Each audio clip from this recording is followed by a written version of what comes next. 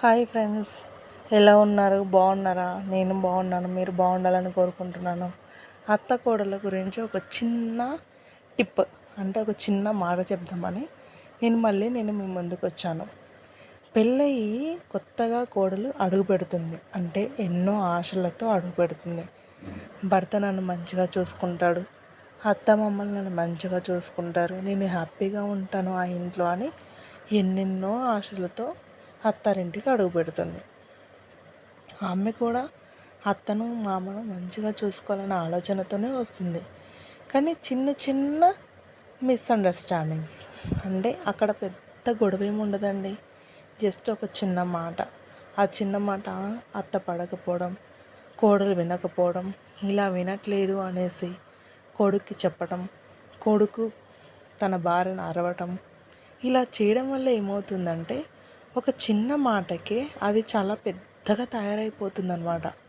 అలా తయారైపోవడం వల్ల కోడలికి ఏమవుతుంది, నేను అత్తగారింట్లో ఎంతో మంచిగా ఉందామని వచ్చాను, కానీ నాకు ఇలా జరుగుతుంది, నేను ఇక్కడ ఎందుకు ఉండాలి, నేను వెళ్ళిపోతే బెటర్ కదా అని వాళ్ళ అమ్మ నాన్నలకి తన బాధని షేర్ చేసుకోవడం, వాళ్ళు పంచాయతీ పెట్టడం అలా జరుగుతూ ఉంటాయి.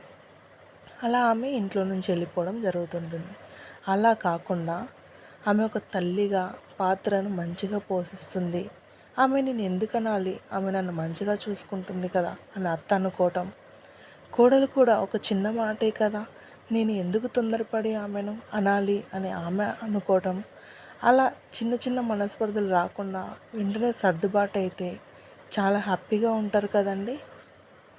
చూడండి, కుటుంబం విడిపోతే మళ్ళీ రాదు. అందుకే జాగ్రత్తగా ఒక మాట ఆచితూచి మాట్లాడండి. థ్యాంక్ యూ సో మచ్ అండి. ఈ వీడియో మీకు నచ్చుతుందని ఆశిస్తున్నాను. నచ్చితే ఒక లైక్ చేసుకోండి, సబ్స్క్రైబ్ చేసుకోండి. మరిన్ని వీడియోలతో మీ ముందుకు వస్తాను. Thank you so much.